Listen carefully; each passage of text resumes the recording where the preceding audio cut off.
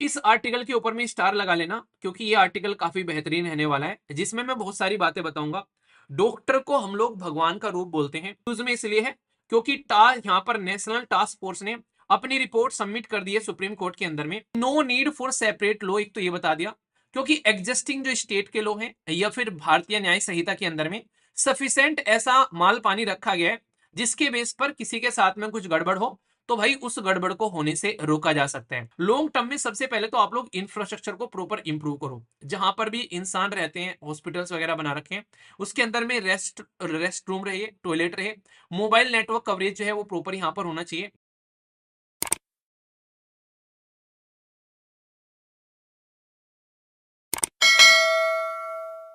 इस आर्टिकल के ऊपर में स्टार लगा लेना, क्योंकि ये आर्टिकल काफी बेहतरीन रहने वाला है, जिसमें मैं बहुत सारी बातें बताऊंगा। डॉक्टर को हम लोग भगवान का रूप बोलते हैं, पर लेकिन जब उन्हीं डॉक्टर के ऊपर में कोई अटैक करता है तो फिर हम लोग क्या भगवान भूल जाते हैं कि हमारे भगवान है। तो अभी उसी को लेकर अभी एक पर्टिकुलर केस निकलकर हमारे देश के अंदर में आया।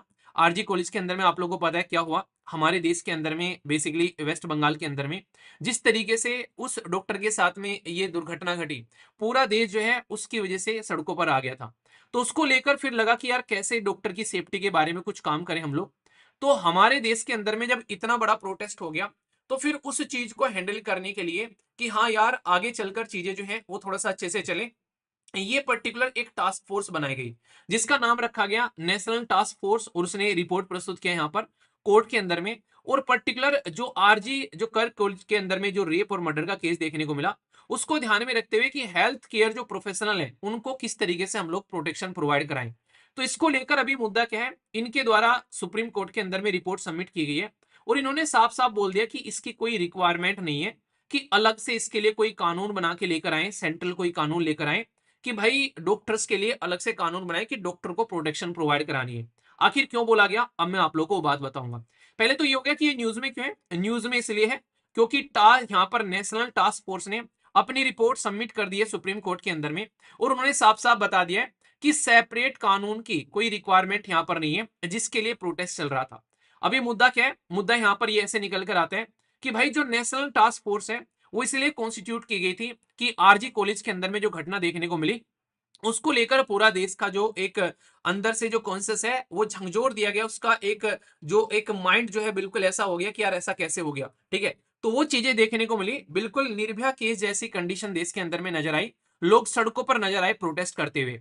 तो यहां पर यह बोला गया कि हमारे देश के अंदर में जैसे कोई डॉक्टर है, अभी मान लीजिए इनके लिए कानून बना दिया, कल को कोई इंजीनियर है उनके लिए कानून बनाना पड़ेगा, परसों को टीचर बोलने लगेंगे यार बदमाश बच्चे हो गए क्लास में आके अगर उनको कुछ बोल दो तो हमको मार के चले जाते हैं। बहुत सारे टीचर की पिटाई होती है, आप लोगों ने कई बार देखा होगा, क्लास में कुछ बोल दिया, बच्चों ने 3-4 बच्चों के साथ मिलकर टीचर को धुन दिया।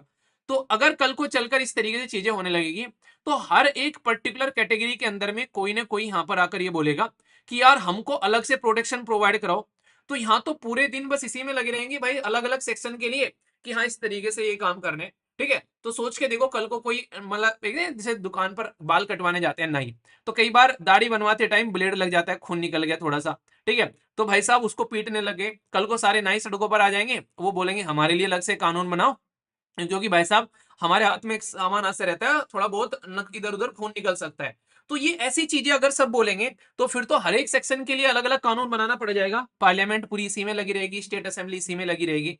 तो बोला ये गया कि ऑलरेडी जो हमारे देश के अंदर में कानून है, तो वो कानून के अंदर में ऑलरेडी इस तरीके का वायलेंस अगर कुछ होता है तो उसको डील करने के लिए उसके अंदर में ऑलरेडी प्रोविजन है।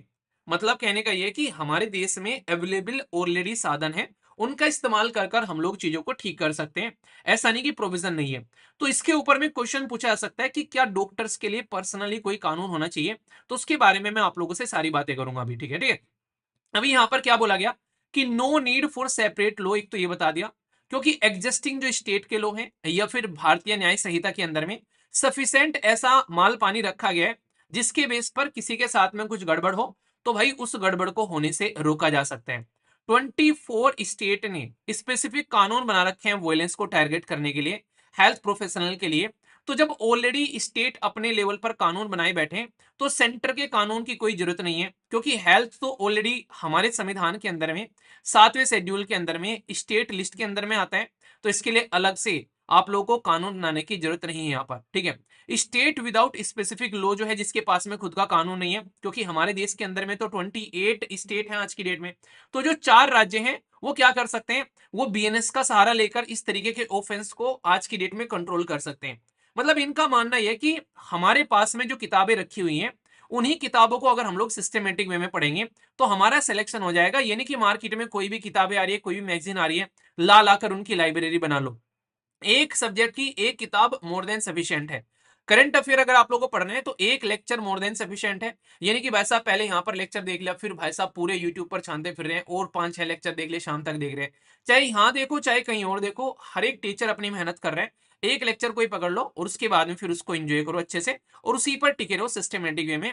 मोर और लेस सारी चीजें कवर हो जाएंगी जितनी आप लोगों की रिक्वायरमेंट है। सेम चीजें यहाँ पर बताई गई है कि भाई कानून है उनका इस्तेमाल कर लो, और नए नए कानून बनाकर क्या करना है। अगर कोई भी मेजर ऑफेंस होता है तो भारतीय न्याय संहिता के अंदर में आप लोग उसको आराम से कवर कर सकते हैं। स्टेट के जो कानून है उनके अंदर में आराम से कई सारी चीजें आप लोग कवर कर सकते हैं यहाँ पर लेकिन इनके द्वारा जो यहाँ पर नेशनल जो टास्क फोर्स के द्वारा जो बात बोली गई है, इसमें सबसे बड़ी दिक्कत क्या देखने को मिली। हमारे देश के अंदर में डॉक्टर जो हैं उनकी रखवाली करने के लिए एक ऑर्गेनाइजेशन है जिसको बोलते हैं Indian medical association. Indian medical association क्या करती है, ये रखवाली करती है। इनकी ये डिमांड थी कि भाई सेंटर का कोई कानून होना चाहिए।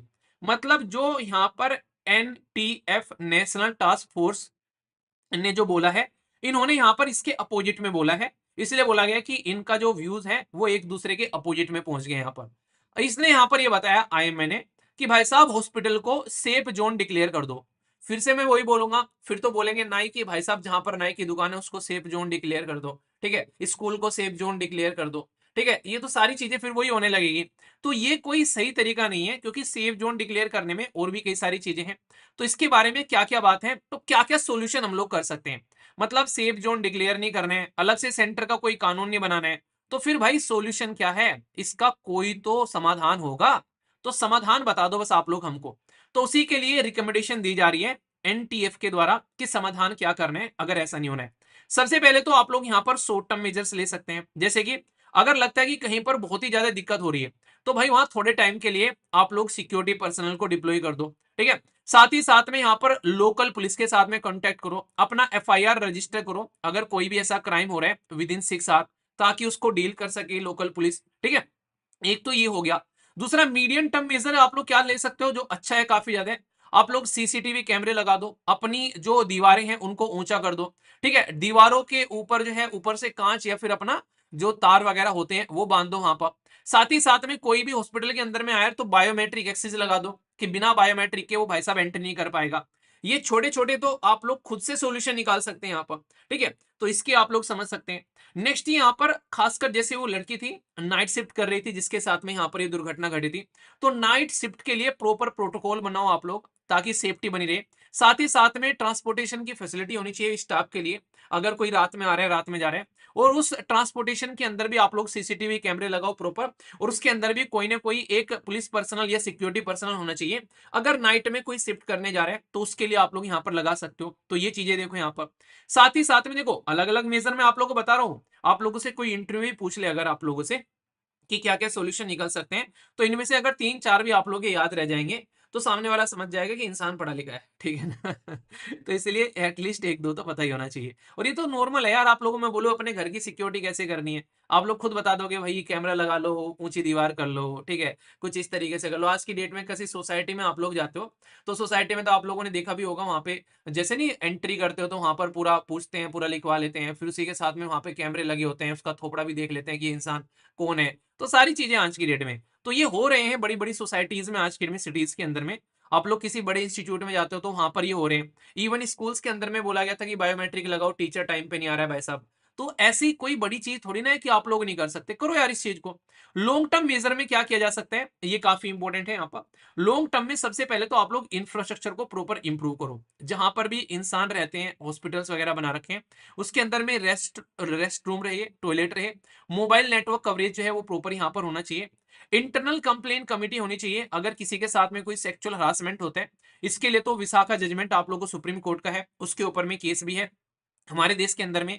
ऑलरेडी उसके अंदर में जजमेंट भी आ रखा है 2013 का, उसमें आप लोगों को पता है कानून बनाया गया है, ठीक है, तो ये कानून जो है उसको प्रॉपर इंप्लीमेंट करो। उसमें बोला गया कि इंटरनल कंप्लेंट कमेटी होनी चाहिए अगर किसी के साथ में कुछ होता है। ठीक है, सीनियर डॉक्टर जो है वो यहाँ पर बताया गया इंश्योर करो प्रेजेंस ऑफ सीनियर डॉक्टर, मतलब कोई ना कोई घर का सीनियर मेंबर होना चाहिए अगर घर की सेफ्टी करनी है इमरजेंसी एरिया के अंदर में। तो वहां पर ऐसा नहीं कि आप लोग बस एक नौसिखिया को बैठा दो किसी को, तो ये गलत आप लोग यहाँ पर देख सकते हो। ये बड़ा अच्छा बेसिकली एक एक अच्छा सजेशन है यहाँ पर कि हाँ डॉग्स रखे जा सकते हैं, यानी कि कुत्ते आप लोग यहाँ पर रख सकते हो जो कि सबसे ज्यादा वफादार माने जाते हैं।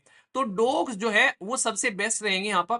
एक दो कुत्ता रखो रात के टाइम पर अगर शिफ्ट हो रही है एटलीस्ट यहाँ पर, तो ये एक अच्छा तरीका होगा सेफ्टी के पॉइंट ऑफ से अगर देखा जाए। ठीक है, तो ये क्या है, ये आप लोग यहाँ पर एक मेजर्स ले सकते हो। ऐसा नहीं कि कानून बनाकर ही सॉल्यूशन निकलेगा। कानून तो दुनिया भर की चीजों के बने हुए, क्या सब कुछ चीजें सही हो गई कि कानून बना दे तो भाई साहब अलादीन का चिराग घिस दे चीजें सही हो जाएंगी? ऐसे नहीं हुआ करता। रूट कोज क्या है यहाँ पर? सबसे बड़ी बात तो है कम्युनिकेशन प्रॉपर नहीं होता है, मिस कम्युनिकेशन की वजह से दिक्कत होती है। ठीक है, हेल्थ केयर प्रोफेशनल या फिर पेशेंट्स की फैमिली में प्रॉपर डिबेट डिस्कशन नहीं होता उस चीज को लेकर। यहाँ पर डॉक्टर अपना काम कर रहे हैं, वो अपना काम कर रहे हैं, किसी की जान चली गई तो फिर मिसट्रस्ट और फ्रस्ट्रेशन आता है कि भाई इसकी वजह से जान चली गई, और भाई साहब वो धड़ल्ले से फिर वहां पर उनके गिरेबान पकड़कर उनकी पिटाई करने लगते हैं या फिर मार देते हैं। तो ऐसी हरकतें आप लोगों को देखने को मिलेगी। तो यहाँ पर प्रॉपर कम्युनिकेशन होना चाहिए डॉक्टर के साथ में कि भाई ये दिक्कत है, इस तरीके की चीजें हैं यहाँ पर। तो ये सॉल्यूशन आप लोग यहाँ पर लेकर चल सकते हो, वरना दिक्कतें ऐसे ही बढ़ती रहेंगी। फिर आप लोग बोलो कि यहाँ पर यार इसके लिए वे फॉरवर्ड क्या है, तो एग्जिस्टिंग मेजर क्या है, मैंने जब बताया स्टेट और सेंटर के कानून का इस्तेमाल कर लो। दूसरा साथ साथ में यहाँ पर इफेक्टिव कम्युनिकेशन लेकर आओ पेशेंट्स और फैमिली के बीच में। इंफ्रास्ट्रक्चर जैसे मैंने बताया सीसीटीवी वगैरह वो सारी चीजों को लेकर चल सकते हैं।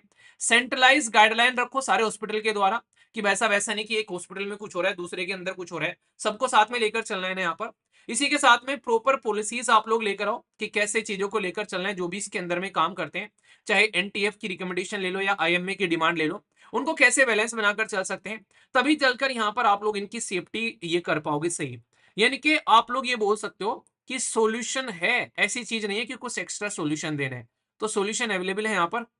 ये बिल्कुल वैसी बातें यथा दृष्टि तथा सृष्टि, सारी चीजें तुम्हारे सामने इंप्लीमेंट करनी है कर लो, नहीं तो नहीं। किसको नहीं पता है भाई साहब रात को लेट तक जगने से जो है हेल्थ खराब होती है? किसको नहीं पता है कि भाई साहब डेली एक्सरसाइज कर लेनी चाहिए? पर लेकिन पता होना और करना बस इतना ही फर्क है एक सक्सेसफुल इंसान और एक अनसक्सेसफुल इंसान के अंदर में। मैं बोलूं कि भाई साहब आप लोग बैठ के एनसीईआरटी कवर कर लो, ठीक है, क्या आलस का काम है, कौन करेगा यार, कौन ही पढ़ेगा इनको, अरे कोई शॉर्टकट बता दो यार। जिस इंसान ने जिंदगी में शॉर्टकट के पीछे भागा है ना, वो इंसान किसी काम का नहीं रहा है, ये मैं आप लोगों को बता देता हूँ। और जिंदगी में शॉर्टकट कहीं का भी ले लो, चाहे बॉडी बनाने का ले लो, चाहे सिलेक्शन करने का ले लो, चाहे किसी और चीज में आप लोग शॉर्टकट मारो, किसी का ट्रस्ट ब्रेक कर कर वहां पर आप लोग एक अपना कोई बेनिफिट उठाना चाहो, ये लॉन्ग टर्म सस्टेनेबल नहीं रहती है। क्योंकि पेशेंस आप लोगों को सीखना पड़ेगा और वही आप लोगों को फाइनल रिजल्ट तक लेकर जाएगा। और पेशेंस के साथ में कोई भी काम करोगे तो उसका रिजल्ट थोड़ा लेट में आ सकता है पर बेहतरीन आएगा। ठीक है, इसी के साथ में अगर आप लोग सीरियसली तैयारी कर रहे हैं तो आप लोग के सामने एनसीईआरटी की क्लासेस है, फाउंडेशन है, इनका एंजॉय कर सकते हैं। यूपीएससी के लिए बकायदा पूरा फाउंडेशन कोर्स है, ए टू जेड एवरीथिंग आप लोगों को यहाँ पर मिल जाएगा, बहुत ही मोस्ट क्वालिटी और अफोर्डेबल एक एक सॉल्यूशन के साथ में इसको आप लोग एंजॉय कर सकते हैं। साथ ही साथ में स्टेट पीसीएस की क्लासेस हैं आप लोगों के सामने, बिहार, उत्तर प्रदेश, उड़ीसा। फिर से बता दूं कई सारे बच्चे जो अभी यूपीपीएससी के खिलाफ पेपर देने जा रहे हैं वो कह रहे हैं कि सर सिलेबस कल कब कंप्लीट होगा। यार आप लोगों को देखने को मिलेगा हर एक थंबनेल के ऊपर में लिखा हुआ है कि ये 2025 के लिए है, ना कि इस साल के लिए है। मतलब जो सिस्टमेटिक वे में तैयारी करना चाहता है तो वो इन क्लासेस को ले।